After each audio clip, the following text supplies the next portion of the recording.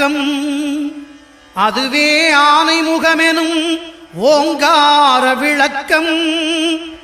சுழலும் கோள்கள் அவன் சொல் கேட்கும்.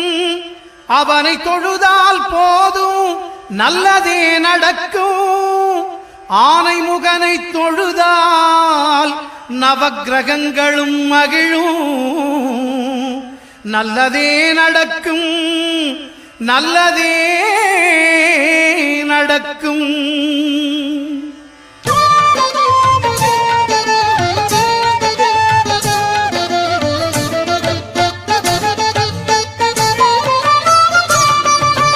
ஒன்பது கோளும் ஒன்றாய் காண